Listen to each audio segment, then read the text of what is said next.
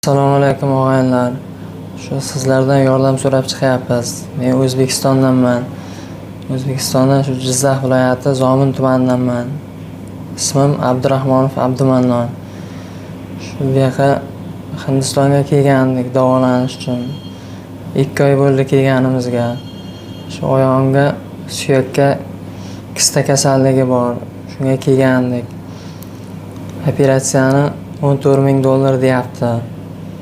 Ya oyog'imga tomirga qon bloklanib qolgan ekan. Shuning uchun filtr qo'ymasak bo'lmayapti deb nima qildi. Ahvolim og'irlashib qolgandan keyin Baxtiyor aka bu yoqqa bansaga olib kelib yotqizdi. Filtr qo'yildi. Shu bloklanib qotib qolgan qonni yurakka haydab berish kerak ekan. Agar bo'lmasa shu o'pkaga yo jigarga o'tib ketsa ish muammo bo'lib qolar ekan. Shuning uchun hozir operatsiyaga $5,000 pulimiz bor. Operatsiyani $14,000 deyapti. Shunga erta-indin qilish kerak ekan.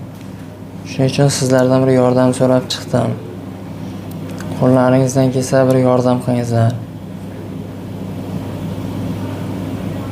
Shuni so'rab qolaman sizlardan. Mayli, xavotir bo'lmang. Xalqimiz shuncha odamlarga yordam qilgan.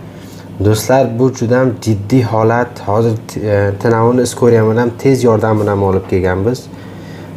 Shu uchun qanaqadir qilib bu filtrni qo'yib berdik, lekin operatsiyani tez kunda qilish kerak.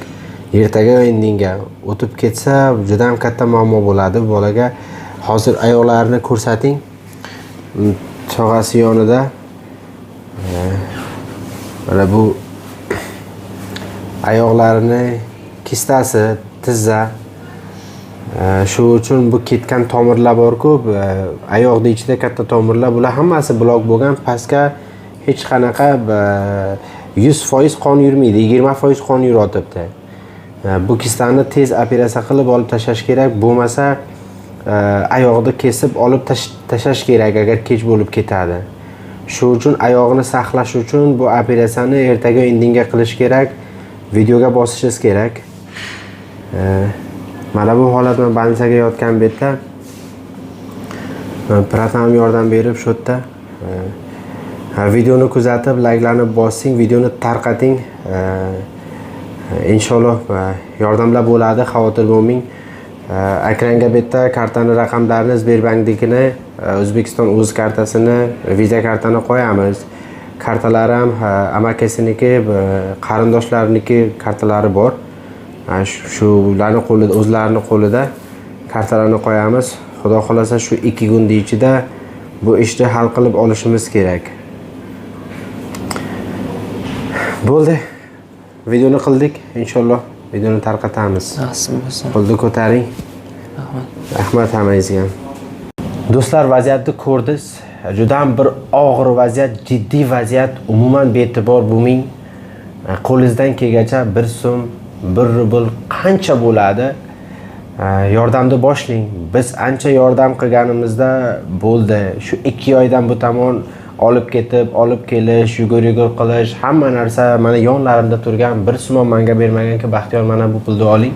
Siz kelgansiz, ketgansiz. Balinsadan bu operatsiya g'ideta $21,000 atrofida bu operatsiya turadi. Hozir $14,000-15,000gacha bu operatsiyani gaplashganmiz. Isketka qilib, bundan keyin ham oxirini $14,000 aytgan, implant qo'yish kerak, oyog'iga polni kesib implantni qo'yish kerakki, oyoqni saqlab, ertaga bu yurishlari hamma narsasi normal bo'lsa. Mabodo agar pul yig'ib bo'lmasa, bu holat bunaqa bo'ladiki, oyoqni betdan kesib olib tashlash kerak. Undan keyin nogironlik bo'ladi. 23 yosh bola, hayot hozir bunga juda ham nima-ku, bu holatdan bitta vatandoshlarimiz biladi. Ko'pchilikga siz yordam qilgansiz. Bunga ham yordam qiling, inshaalloh yaxshi bo'lib ketsin. Umid qilib kelgan bizga, sizga, hammaga videoga chiqish mumkin emas har bir odamga. Ko'pchilik aytadi, hamma bilib oladi kasallikni. Og'ir vaziyatda bu narsalarga e'tibor berish kerak emas. Xalq o'zimizniki. Yordam berishni boshlang, videoni tarqating. Rahmat hammangizga. Sog' bo'ling.